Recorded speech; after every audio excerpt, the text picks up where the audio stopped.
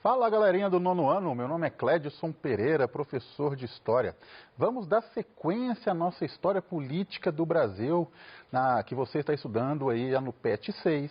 Você já estudou o governo Sarney, você já estudou o fim da ditadura.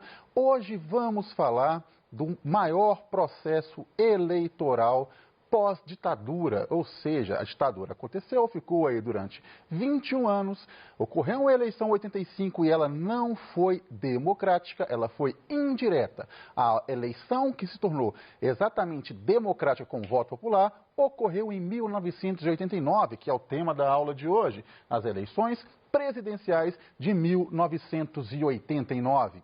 Elas ocorreram após um período de grande repressão, de grande controle da ala militar sobre a sociedade brasileira, depois de um período muito conturbado, de um governo muito contestado, que era o governo de José Sarney, quando a inflação atingia patamares altíssimos. Eu era criança nessa época do governo Sarney, lá nos anos 80. Eu lembro que você ia no supermercado de dia, o preço do pão era ia de tarde, o preço já tinha mudado. Então, era um período de grande tensão, principalmente para as camadas mais populares. A eleição de 89, com a participação popular, representou a volta da democracia, a esperança para a população de manter, de escolher, de determinar qual vai ser o presidente que vai guiar este país novamente. Lembrando que a última eleição que teve participação popular antes de 1989 ocorreu em 1959, quando o brasileiro escolheu Jânio Quadros. Então, quais são os objetivos? Compreender a conjunção política brasileira de 89. Muito importante entender quais são os grupos políticos interessados em governar o país pós-ditadura. Entender a importância dessa eleição para a sociedade brasileira. Ela é determinante porque a sociedade brasileira foi alterada em seu significado, foi alterada em sua forma de pensar, na sua forma de reagir perante a política brasileira. É sempre bom lembrar que, durante o regime militar, a população não tinha acesso às escolhas, não tinha acesso a criticar o governo. A partir das eleições de 89, algo que foi garantido na Constituição Brasileira de 88, ela tem esses direitos garantidos em lei. Portanto, as eleições de 89 são um legado da Constituição de 1988, ainda lá no governo Sarney. Talvez a única coisa realmente que podemos destacar de positivo no governo de José Sarney foi a promulgação da Constituição Federal de 1988, considerada a Constituição Cidadã, que determina o retorno dos seios democráticos à sociedade brasileira. De que forma? As eleições, a partir daquela data, a partir da Constituição Federal de 1988, serão com voto direto popular. O povo volta às urnas. Depois de 30 anos, o povo volta às urnas. Então, o sistema passa a ser pluripartidário, ou seja, podem registrar candidatos vários partidos. Nessa eleição especificamente, ocorreu a candidatura de 22 candidatos a presidente da República. Eu era criança, eu tinha 10 anos, eu assistia horário político com meus pais, o horário político durava 2 horas. Tá? Para uma criança era algo interminável. Tá? Mas, de certa forma, os candidatos pequenos, de partidos pequenos, eram até engraçados. Hoje nós entendemos a importância da conjuntura política desses candidatos pequenos e a importância do dinheiro envolvido nos partidos maiores para aqueles candidatos manterem ou alterarem o status daquela sociedade. Temos que entender que grupos políticos vindos ainda da era do regime militar tentavam manter o seu prestígio, e alguns conseguiam. Tinha uma esquerda muito crescente que tentava se impor popularmente, muito no berço das campanhas da luta contra a ditadura. Então, era uma disputa ideológica no final dos anos 80 no Brasil. O povo volta às urnas, como eu falei anteriormente, é a primeira eleição presidencial com voto popular desde Jânio Quadros. Se você voltar na matéria que você já teve esse ano, voltar nos estudos, vai lembrar que o Jânio Quadros foi eleito lá em 1959 e ele fica 8 meses no poder e renuncia.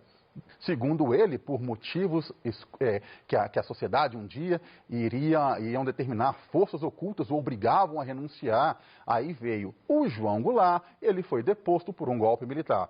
A eleição de 85, que elegeu Tancredo Neves, mas ele não pôde governar o país devido à sua morte, garantiu que José Sarney, o vice do antigo partido PMDB, que hoje é o MDB, ou seja, estes partidos, estes políticos estão presentes na estrutura política brasileira desde os anos 60, ainda governam o país de acordo com seus interesses. O fracasso na esperança renovada, que foi a emenda Dante de Oliveira nos anos 80, se refletiu com uma nova esperança agora, quando o povo retorna às urnas, num processo eleitoral novo que muitos desconhecem e que ninguém sabia exatamente o que iria acontecer. Um dos candidatos que podemos destacar era o mineiro Antônio Aureliano Chaves de Mendonça, simplesmente Aureliano Chaves, político de carreira. Estava na política há quase 50 anos, sempre envolvido com a direita conservadora. Ele foi deputado estadual pela UDN nos anos 50 e 60. Se você lembrar na matéria, a UDN era um partido de extrema direita, surgido nos anos 50, muito presente no golpe militar. Deputado federal pelo Arena, o partido da ditadura militar, o partido do regime, lá nos anos 60 e 70. Depois, governador de Minas Gerais, que não havia eleição para governador, era determinado pelo regime militar. Depois, ele foi vice-presidente do próprio regime. O último vice-presidente do regime militar foi Aureliano Chaves. Ele tentou levar essa bagagem política da ala direita conservadora para angariar votos de setores conservadores da sociedade brasileira para sagrar-se presidente do Brasil democraticamente eleito no final dos anos 80. O grande problema dessa direita é que ela não está com um papel muito bem visto, muito requisitado pela população. Eles estavam cansados de uma opressão, estavam ressabiados com o governo de direita de Sarney. Outro candidato, um líder de esquerda, era Leonel Brizola, do PDT. Ele era lá fazia parte da herança política de Getúlio Vargas, era da mesma linha política de Getúlio Vargas. Se vocês lembrarem na matéria também, quando João Goulart teve a sua posse negada lá pelo Congresso nos anos 60, ele lança a campanha da legalidade, ou seja, o vice-presidente tem que assumir, porque nessa época o Leonel Brizola era governador do Rio Grande do Sul, era cunhado de João Goulart e, de certa forma, garante a posse do seu cunhado como presidente. Posteriormente, ele vai virar deputado federal pela Guanabara, ele vai ser eleito governador do Rio de Janeiro. Tá? Então, ele é um político de esquerda que governou 2 estados importantes da nação e vai ser um dos principais nomes opositores ao regime da ditadura militar nos anos 70. Por isso, vai exilar-se no Uruguai durante um certo tempo. Sempre vai ser um nome muito requisitado pelo trabalhismo de Getúlio Vargas, sempre como considerado um líder do PDT, que é um partido que existe até hoje, que tem muito respaldo político até os dias de hoje e sempre vai ser lembrado como um governador do Rio de Janeiro que quase tornou-se presidente. Quando tem a corrida presidencial de 89, Leonel Brizola era um dos favoritos ao cargo. Outro presidente favorito àquela eleição era Luiz Inácio Lula da Silva, ex-sindicalista, fundador do PT, criador de vários movimentos de esquerda. No final dos anos 70, promovia greves, então era um nome de esquerda muito popular nos anos 80 e chega com grande popularidade nas eleições de 89. Se a gente pegar Brizola e Lula, eles eram os principais candidatos naquela eleição. Ele se torna um líder sindical famoso, se torna deputado federal nos anos 80 e presidente do Brasil de 2003 a 2011. A imagem de Lula, que vocês já conhecem, porque o governo dele foi marcado por uma extrema polêmica, da mesma forma que ele garantiu direitos à camadas mais populares, à população mais atingida, principalmente no combate à fome, é marcada por denúncias de corrupção muito pesadas durante o seu governo. Essas denúncias de corrupção ainda estão sendo investigadas, como existia a Lava Jato, da sua sucessora, a Dilma Rousseff. Lula foi preso, é considerado um líder da esquerda hoje e o principal inimigo da direita hoje. Então, é um nome muito presente no cenário político atual e ele, na atualidade, responde essas acusações em liberdade. Portanto, é um nome muito forte nos anos 80, que continua muito forte nos anos 90, torna-se presidente nos anos 2000 e, na atualidade, tenta alavancar de novo a imagem que foi destruída por denúncias de corrupção dele e do seu partido. Então, é um nome muito presente em qualquer discussão política da atualidade, mas já era um nome presente lá nos anos 80. Outro candidato muito famoso em São Paulo, Mário Covas, do PSDB. É bom entender qual é esse partido PSDB. Se vocês lembrarem de novo na matéria, lá nos PETs do regime militar, existiam dois partidos, o Arena e o MDB. O MDB, que seria a oposição, que nunca foi oposição, na verdade, ele foi transformado em PMDB. Dado o momento, nos anos 80, houve uma dissidência, um racha dentro do PMDB e esses políticos que eram contrários às diretrizes do partido criaram o PSDB. Então, é um partido mais voltado para a centro-direita. É um partido que flutua ali entre apoiar a esquerda, apoiar o centro, apoiar um pouco a direita. Hoje, podemos considerar o PSDB como um partido forte da direita brasileira. É um partido que tem grande demanda, que tem um grande número de deputados eleitos e que tem um cenário político muito forte. Nos anos 80, na eleição de 89, ele surge como um grande nome. Já era um partido, um candidato que tinha grandes feitos como prefeito de São Paulo, trazia muitos votos de paulistanos e tentava transformar essa popularidade que existia no seu partido, no seu estado de origem, para um cenário nacional, algo que ele não conseguiu. Ele faleceu depois em São Paulo, no ano de 2001. Mas o nome Covas é um nome ainda muito famoso em São Paulo. Outro, Paulo Maluf, outro candidato político de carreira que está há anos e anos, na verdade, décadas e décadas no cenário político nacional.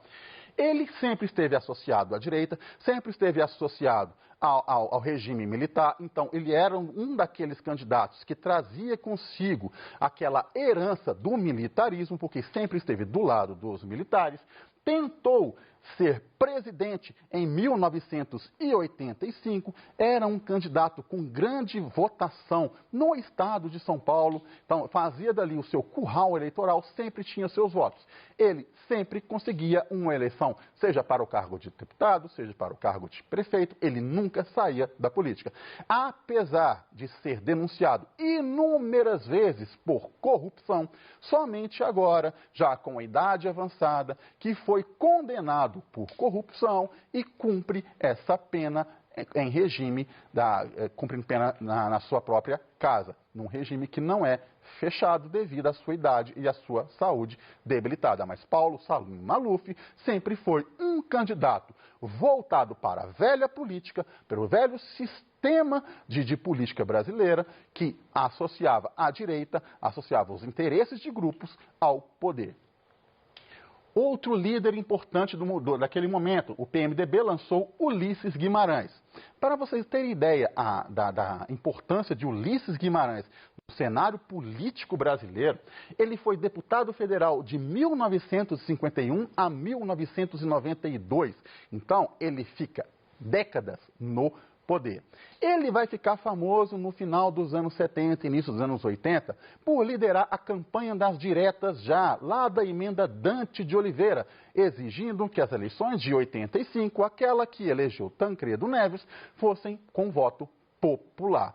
Torna-se uma figura não grata aos militares, mas uma figura da direita com grande populismo, grande popularidade. Por isso, acreditava-se que a figura do bom velhinho, como ele era conhecido, poderia angariar grandes votos para a direita. Ele faleceu em 92, numa queda de helicóptero, seu corpo nunca foi encontrado. Outro candidato, aqui é quando eu falo que existia um partido minúsculo, o ilustre e desconhecido Fernando Collor de Mello. Ele foi prefeito de Maceió, governador de Alagoas, então ele era famoso somente no estado dele.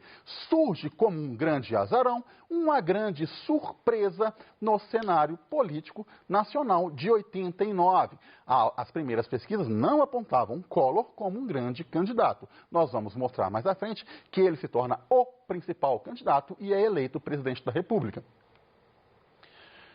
Uma surpresa, o senhor Cenoura Bravanel surge de última hora como candidato à presidência da República. Sim, é o Silvio Santos. Ele foi candidato de última hora, substituindo um candidato do PMB, começa a fazer a sua campanha, com os jingles de campanha das musiquinhas do próprio programa dele.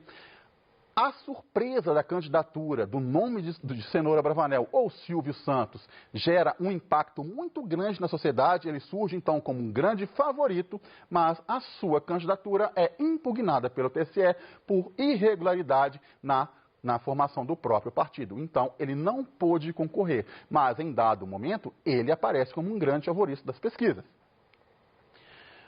A eleição que deveria ser garantido pela direita, ela não consegue um candidato forte. Nem Aureliano Chaves, nem Ulisses Guimarães, nem o Mário Covas, nem mesmo o senhor Cenoura Bravanel. Portanto, temia-se que a candidatura de esquerda ficasse polarizada entre Lula do PT e Brizola do PDT. Então, empresários da grande mídia, empresários do grande setor industrial brasileiro, começam a fazer a figura de Fernando Collor de Mello como o mais apto a ocupar o cargo de presidência do Brasil. Porque ele era jovem, ele tinha menos de 40 anos. Ele era considerado bonito. Então começou-se uma campanha para votar no Collor pela sua beleza, pela sua fala erudita, sempre contrapondo essa erudição, o jeito bem de se vestir, sempre bem arrumado, o cabelo impecável, com o lado sindicalista de Lula. Então as pessoas começam a contrapor o Collor, que era considerado bonito, com Lula, que era considerado nem tão bonito. Esquece as campanhas políticas, esquecem as teorias políticas para acreditar apenas na imagem. Collor ganha votos, ganha espaço e vai para o segundo turno com Lula. No segundo turno, esta imagem de contraposição dos dois lados, da direita com a imagem do jovem e belo e da esquerda com um sindicalista rebelde, barbudo e despenteado, vai se refletir numa campanha considerada polêmica, principalmente por um debate numa grande emissora de TV nas vésperas da eleição. Naquela época, o debate não era ao vivo, ele era gravado e passava depois nos jornais. A denúncia da candidatura do PT, da candidatura de esquerda, foi que o debate ele foi editado para colocar as melhores falas do Collor e as piores falas do Lula. O resultado é que o debate foi desastroso para a campanha e Collor vence a eleição. Collor torna o primeiro presidente do Brasil. 2 anos depois, por denúncias de corrupção, esse próprio Collor torna-se o primeiro presidente a sofrer um impeachment. Ele não conseguiu sustentar os seus elos políticos com a própria direita e ele perde apoio e é deposto do cargo de presidente da República em 1992. Tá? Mais tarde, em próximas aulas, vocês vão entender qual vai ser o direcionamento da política brasileira nos anos 90. Ficamos aqui, um abraço e até mais.